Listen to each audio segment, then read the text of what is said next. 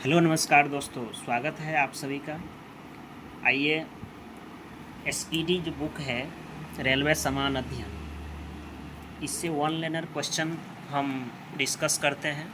इससे पहले समान विज्ञान जिसमें फिजिक्स, केमिस्ट्री, बायोलॉजी से क्वेश्चन जो आता है उसको हम 3 ठो वीडियो में अपलोड कर चुके हैं, उसको आप लोग ज़रूर देखें। आज हम नया वीडियो बना रहे हैं। ये भारतीय भूगोल या कहेंगे भूगोल मतलब ज्योग्राफी का वीडियो रहेगा, वन लाइनर क्वेश्चन रहेगा। आप लोग इसे पूरा वीडियो ज़रूर देखें।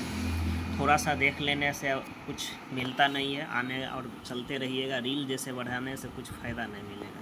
अगर देखना स्टार्ट किए तो पूरा वीडियो ज़रूर देखें, आपको कुछ रिवीजन मिलेगा और आपको आगामी एग्ज़ाम में बहुत हेल्प मिलेगा।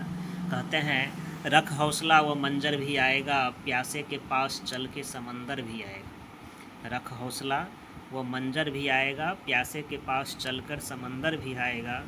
थक कर न बैठ ये मंजिल के मुसाफिर, मंजिल भी मिलेगा और मिलने का मज़ा भी आएगा।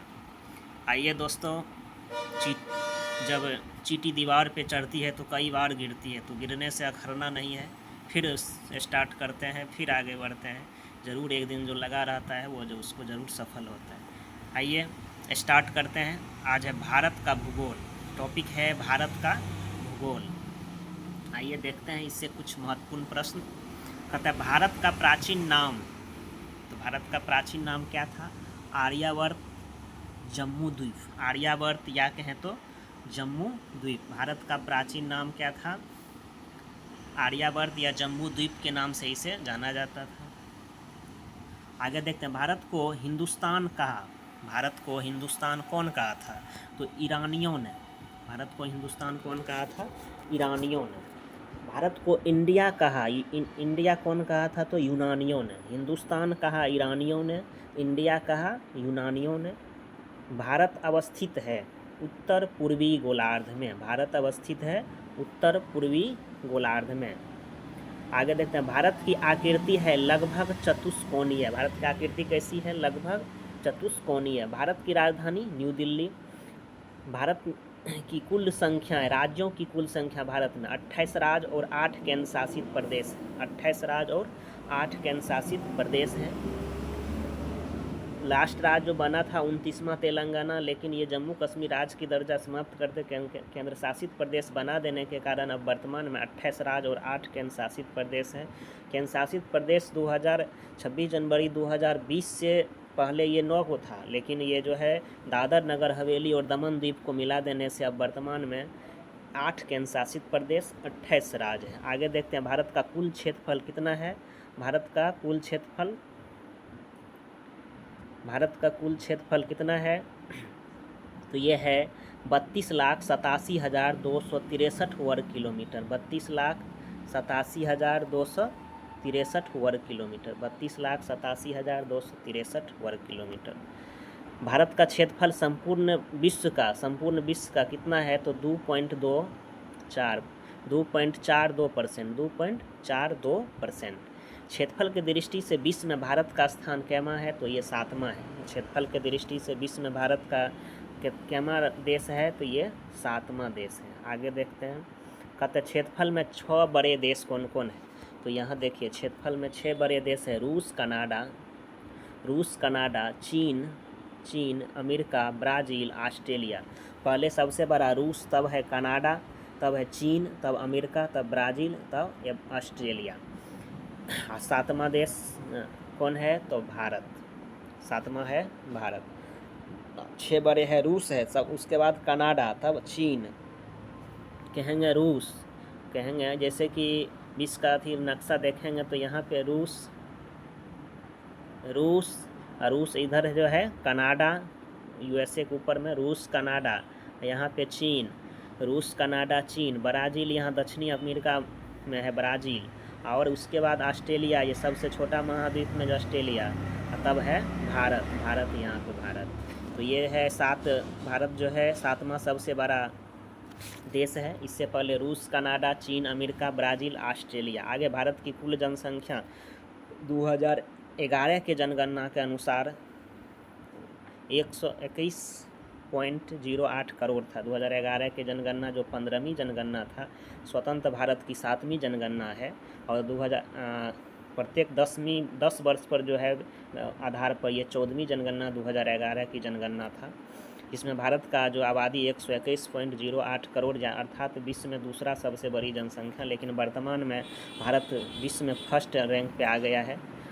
आगे देखिए, जनसंख्या की दृष्टि से विश्व में स्थान भारत का दूसरा है।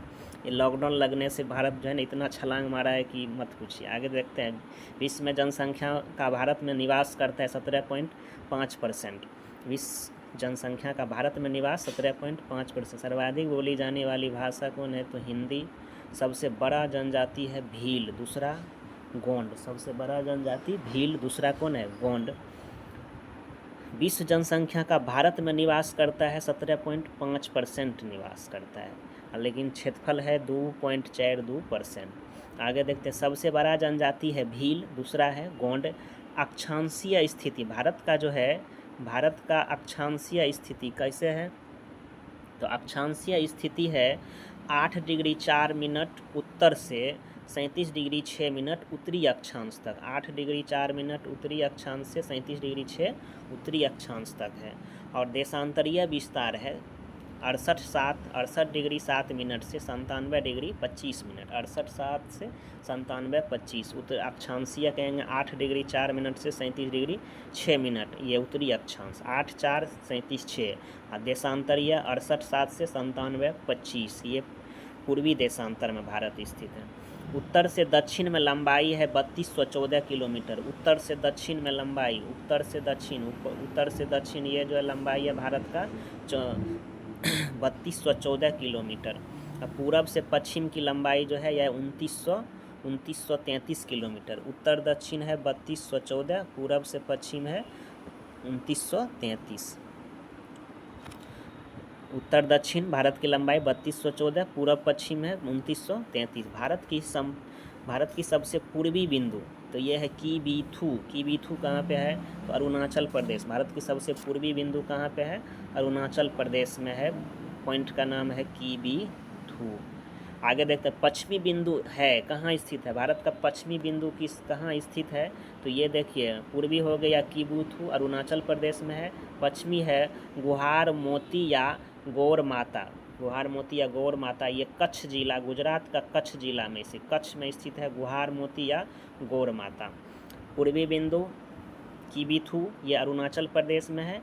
और पश्चिमी बिंदु है गुजरात के कच्छ जिला में स्थित है गुहार मोती या गौर माता। आगे उत्तरी बिंदु कौन है? उत्तरी बिंदु है इंदिरा कौल, जो लद्दाख में स्थित है। इंदिरा कौल लद्दाख में स्थित है, पहले जम्मू कश्मीर था, अभी लद्दाख में स्थित है इंदिरा कौल। मुख्य भूमि का दक्षिणी बिंदु है कन्याकुमारी, तमिलनाडु में। मुख्य भूमि का दक्षिणी बिंदु कन्याकुमारी, तमिलनाडु में। सबसे दक्षिणतम बिंदु है ये मुख्य भूमि में कन्याकुमारी आता है, लेकिन सबसे दक्षिणतम बिंदु कहेंगे तो इंदिरा पॉइंट, जिसे पिग्मेलियन या पार्सन पॉइंट है, जो कि ग्रेट निकोबार के दक्षिण में स्थित है। अंडमान निकोबार द्वीप के नीचे में स्थित है ये कौन? इंदिरा पॉइंट या पिग्मेलियन पॉइंट, इसे पार्सन पॉइंट भी कहते हैं। तो ये कहेंगे सबसे दक्षिणतम बिंदु कहेंगे तो इंदिरा पॉइंट, और मुख्य भूमि का दक्षिणी बिंदु तो कन्याकुमारी। दक्षिणी बिंदु भूमध्य रेखा से दूरी स्थित है कितना? 876 किलोमीटर। दक्षिण बिंदु जो है भूमध्य रेखा से दूरी पर कितने दूरी पर स्थित है? तो 876 किमी। जो भूमध्य रेखा हुआ है जो पृथ्वी के 2 बराबर भाग में बांटती है, वो जो रेखा गुजरती है तो उससे जो है भारत का बीच में जो दूरी है तो 876 किमी। स्थल सीमा की कुल लंबाई कितना है? 15,200 किलोमीटर। 15,200 किलोमीटर स्थल सीमा की कुल लंबाई। कहेंगे मुख्य भूमि के तट की लंबाई, मुख्य भूमि के तट की लंबाई 6100 किलोमीटर। स्थल सीमा कहेंगे 15,200, लेकिन मुख्य भूमि के तट की लंबाई 6100 किलोमीटर। द्वीप सहित कहेंगे तट की लंबाई तो 7516.6। द्वीप सहित तट की लंबाई 7516.6। मुख्य भूमि का कहेंगे तो 6100। मुख्य भूमि का मतलब तटीय लंबाई जो था तो क्या था? मुख्य भूमि का तटीय लंबाई 6100 किलोमीटर, लेकिन द्वीप सहित कहेंगे तटीय लंबाई तो 7516.6। याद रखा जाए। कहता भारत मानक समय है 82.5 डिग्री, अर्थात 82 डिग्री 30 मिनट पूर्वी देशांतर। 82 डिग्री 30 मिनट पूर्वी देशांतर से ये मानक समय लिया जाता है, जो इलाहाबाद के नैनी जो रेखा है, जो इलाहाबाद जो अब प्रयागराज के नैनी से गुजरती है, ये जो है 82.5 डिग्री पूर्वी देशांती जो भारत का मानक समय है, जो प्रयागराज के नैनी से गुजरती है। भारत का मानक समय ग्रीनविच समय मानक समय से जीएमटी से कितने आगे है, तो 5.5 घंटे आगे है। पूरब में स्थित है, जीएमटी से तो आगे है, 5.5 घंटा आगे है भारत का मानक समय। 82.5 डिग्री पूर्वी देशांतर रेखा गुजरती है कहाँ से? 5 राज्य से। कौन कौन राज्य से देखिएगा? उत्तर से उत्तर प्रदेश, मध्य प्रदेश, आंध्र प्रदेश, ओडिशा, छत्तीसगढ़। तो ये याद रखिएगा ऊपर से, मतलब सीरियल वाइज, उत्तर प्रदेश, तब मध्य प्रदेश, तब छत्तीसगढ़, तब कहेंगे ओडिशा, तब आंध्र प्रदेश। ये है 5 राज्य है, उत्तर प्रदेश, मध्य प्रदेश, छत्तीसगढ़, ओडिशा, आंध्र प्रदेश। आगे भारत के 2 भागों में बांटती है कौन? कर्क रेखा। भारत को 2 भागों में बांटती है, बीचों बीच गुजरती है, 8 राज्य से गुजरती है। कर्क रेखा गुजरती है 8 राज्य से। कौन? गुजरात है, इधर से देखेंगे दक्षिण से गुजरात, राजस्थान, मध्य प्रदेश, छत्तीसगढ़, झारखंड, पश्चिम बंगाल, त्रिपुरा और मिजोरम। मित्र पर गमछा झाड़ जो ट्रिक होता है उससे भी याद, ऐसे नक्शा से याद करेंगे तो गुजरात, तब राजस्थान, तब मध्य प्रदेश, तब छत्तीसगढ़, तब झारखंड, तब है पश्चिम बंगाल, तब त्रिपुरा और मिजोरम। भारत से 8 राज्य से कर्क रेखा गुजरती है। आगे देखें, क्षेत्रफल में सबसे बड़ा राज्य राजस्थान, क्षेत्रफल में सबसे बड़ा राज्य राजस्थान, क्षेत्रफल में सबसे छोटा राज्य तो गोवा, जनसंख्या में सबसे बड़ा यूपी और जनसंख्या में सबसे छोटा तो सिक्किम। कहेंगे क्षेत्रफल में सबसे बड़ा केंद्र शासित प्रदेश तो जम्मू कश्मीर, क्षेत्रफल में सबसे बड़ा केंद्र शासित प्रदेश तो लद्दाख है। क्षेत्रफल में सबसे बड़ा केंद्र शासित प्रदेश ये जम्मू कश्मीर नहीं होगा, लद्दाख होगा। और क्षेत्रफल में सबसे छोटा केंद्र शासित प्रदेश कहेंगे तो लक्षद्वीप है। क्षेत्रफल में सबसे छोटा केंद्र शासित प्रदेश लक्षद्वीप। जनसंख्या में सबसे बड़ा राज्य उत्तर प्रदेश, जनसंख्या में सबसे छोटा राज्य सिक्किम, छोटा राज्य सिक्किम। जनसंख्या में सबसे बड़ा केंद्र शासित प्रदेश तो दिल्ली और सबसे छोटा लक्षद्वीप। जनसंख्या में सबसे अधिक कहेंगे तो दिल्ली और सबसे छोटा कौन है? लक्षद्वीप केंद्र शासित प्रदेश में। आगे चलते हैं, कहता है कि क्षेत्रफल में सबसे बड़ा जिला, कहेंगे क्षेत्रफल में सबसे बड़ा जिला जो है भारत में तो ये कच्छ है, गुजरात का कच्छ जिला है। क्षेत्रफल में सबसे छोटा जिला माहे, क्षेत्रफल में सबसे छोटा जिला कौन है? तो माहे है, पुदुचेरी का। पुदुचेरी में 4 जिला, उसमें एक जिला है माहे जो क्षेत्रफल में सबसे छोटा जिला है। तटीय राज्यों की कुल संख्या कितना है? तटीय राज्य है 9 ठो, तटीय राज्य है 9 गो। सबसे लंबा तटरेखा वाला राज्य है गुजरात, सबसे लंबा तटरेखा वाला राज्य गुजरात। सबसे छोटी तटरेखा वाला राज्य तो गोवा, सबसे छोटी तटरेखा गोवा। भारत का औसत समुद्री तल नापा जाता है, भारत का औसत समुद्र तल मापा जाता है या नापा जाता है चेन्नई तट से, चेन्नई तट से औसत समुद्र तल चेन्नई तट से। भारत के पारदेशिक जल क्षेत्र है 12 समुद्री मील। भारत का पारदेशिक जल क्षेत्र कितने हैं? तो 12 समुद्री मील। 1 समुद्री मील बराबर होता है 1852 मीटर या 1.852 किलोमीटर। 1 समुद्री मील बराबर याद रखा जाए 1852 मीटर। आगे देखते हैं कितने पारदेशिक जल क्षेत्र है भारत का? 12 समुद्री। कहें समुद्र की दूरियां मापी जाती है क्या चीज़ से? समुद्र की दूरियां मापी जाती है समुद्री मील से, नॉटिकल मील से, समुद्री मील से। भारत गुजरात से गोवा तक के तटीय क्षेत्र क्या कहलाता है? गुजरात से गोवा तक के तटीय क्षेत्र को कहते हैं कोंकण तट। गुजरात से गोवा तक के तटीय क्षेत्र को कहा जाता है कोंकण तट। आगे देखते हैं, तमिलनाडु एवं आंध्र प्रदेश का तट कहलाता है, गोवा से हो गया, गुजरात से गोवा ये हो गया कोंकण तट।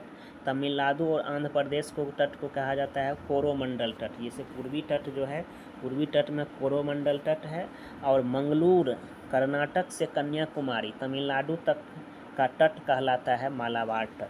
पश्चिमी तट को कहलाता है मालाबार तट जो कि कर्नाटक से तमिलनाडु के बीच में है। और जो है पूर्वी तट है तमिलनाडु जो है और आंध्र प्रदेश के बीच में जो तट है उसे कहते हैं कोरोमंडल तट, जिसे पूर्वी तट कहते हैं। पश्चिमी तट कलमालाबार, पूर्वी में कोरोमंडल। सर्वाधिक वन आच्छादित राज्य कौन है? मध्य प्रदेश। सबसे ज़्यादा वन वाला राज्य मध्य प्रदेश। सबसे न्यूनतम वन वाला राज्य हरियाणा। सबसे न्यूनतम वन हरियाणा। सबसे प्राचीन पर्वत है अरावली, राजस्थान में है सबसे प्राचीन पर्वत अरावली। अरावली की सबसे ऊंची चोटी है गुरु शिखर, जो आबू पहाड़ी पर स्थित है। गुरु शिखर, अरावली की सबसे ऊंची चोटी गुरु शिखर जो आबू पहाड़ी पर स्थित है। अरावली पर्वत श्रृंखला विभाजित है लूनी एवं ब्यास नदी द्वारा। अरावली पर्वत श्रृंखला विभाजित है लूनी एवं ब्यास नदी द्वारा। आगे देखिएगा, क्वेश्चन है अरावली पर्वत जो विभाजित है किसके द्वारा? लूनी एवं ब्यास नदी द्वारा। अरावली की सबसे ऊंची चोटी गुरु शिखर जो आबू पहाड़ी पर स्थित है। अरावली पर्वत श्रृंखला विभाजित है लूनी और ब्यास नदी द्वारा। आगे है सबसे नवीन पर्वत है हिमालय, बलित पर्वत। हिमालय जो है अभी भी निर्माण, उससे उसका ऊंचाई बढ़ते रहता है। तो सबसे नवीन पर्वत है हिमालय, बलित पर्वत के नाम से जाना जाता है। हिमालय बना है अवसादी चट्टानों से। हिमालय किससे बना है? तो अवसादी चट्टानों से। हिमालय का निर्माण हुआ था प्राचीन टेथिस सागर के निक्षेपण से। तो जिस समय जहाँ पे हिमालय पर्वत है उसके पहले वहाँ एक सागर था टेथिस सागर, और उसके निक्षेपण से हिमालय का निर्माण हुआ है। हिमालय की सबसे ऊंची चोटी है हिमाद्री। हिमालय की सबसे ऊंची चोटी हिमाद्री। हिमालय का पाद प्रदेश कहलाता है शिवालिक। हिमालय का पाद प्रदेश मतलब फुट हिल किसे कहेंगे? तो शिवालिक को। शिवालिक का निर्माण सेनेजोइक काल में हुआ। शिवालिक का निर्माण कौन काल में हुआ? तो सेनेजोइक काल में से हुआ है। प्रायद्वीपीय पर्वतों का निर्माण संबंधित है पेलियोजोइक कल्प से। पेलियोजोइक कल्प से प्रायद्वीपीय पर्वत का निर्माण संबंधित है पेलियोजोइक कल्प से। महान हिमालय की औसत ऊंचाई कितना है? तो 6100 मीटर। महान हिमालय की औसत ऊंचाई, ये जिसे कहें बृहत हिमालय की औसत ऊंचाई 6100 किलोमीटर। ये जो क्वेश्चन है प्रायद्वीपीय पर्वत का निर्माण संबंधित है पेलियोजोइक कल्प से। और कहेंगे महान हिमालय की औसत ऊंचाई है, महान हिमालय की औसत ऊंचाई 6100 मीटर।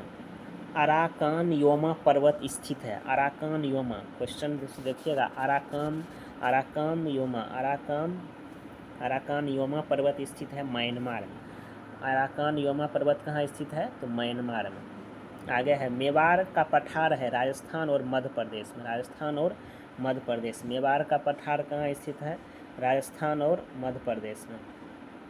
मेवाड़ का पठार राजस्थान और मध्य प्रदेश में। मालवा का पठार फैला है मध्य प्रदेश, राजस्थान और गुजरात में। मालवा का पठार मध्य प्रदेश, राजस्थान, गुजरात। अब मेवाड़ का पठार राजस्थान और मध्य प्रदेश में। मालवा का पठार मतलब फैला है मध्य प्रदेश, राजस्थान, गुजरात। मालवा का पठार अवस्थित है अरावली और विंध्याचल पर्वत श्रृंखला के बीच में। अरावली और विंध्य श्रृंखलाओं के मध्य में मालवा का पठार है। कहते हैं मेकाल का पठार है, मेकाल का छत्तीसगढ़। मेकाल का पठार छत्तीसगढ़। मेकाल पहाड़ी का सर्वोच्च शिखर कौन है? अमरकंटक। मेकाल पहाड़ी के सर्वोच्च शिखर है अमरकंटक। भारत का रूर कहा जाता है छोटा नागपुर के पठार को। भारत का रूर कहा जाता है छोटा नागपुर के पठार को। छोटा नागपुर पठार की ऊंची चोटी को क्या कहते हैं? तब पारसनाथ। छोटा नागपुर के पठार की ऊंची चोटी का नाम क्या है?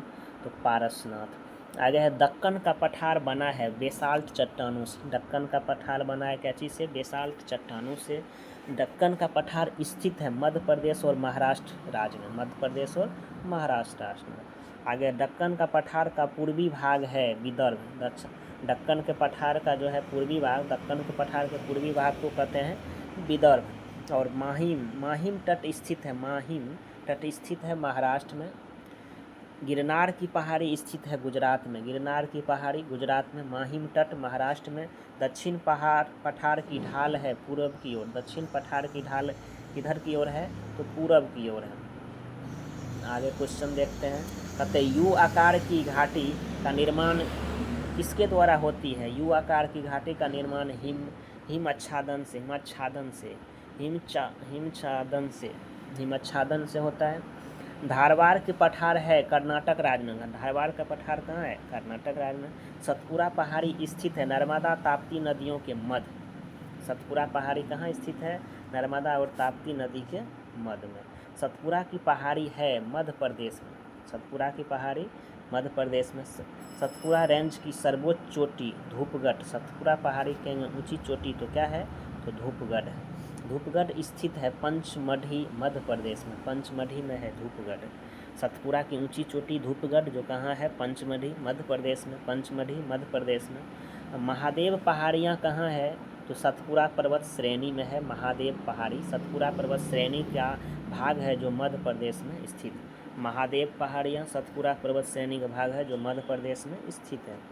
आगे है महेंद्रगिरी पर्वत। महेंद्रगिरी पर्वत जो उड़ीसा में है, जो पूर्वी घाट का भाग है। पूर्वी घाट में महेंद्रगिरी कहाँ पर्वत है? तो उड़ीसा के पूर्वी घाट पर।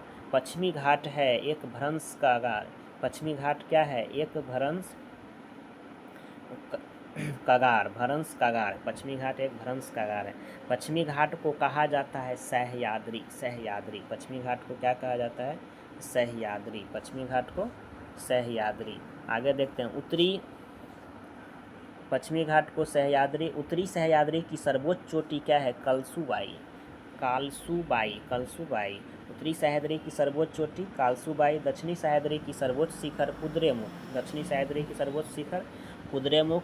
उत्तरी सह्याद्री की दूसरी प्रमुख चोटी है महाबालेश्वर। महाबालेश्वर की श्रेणी।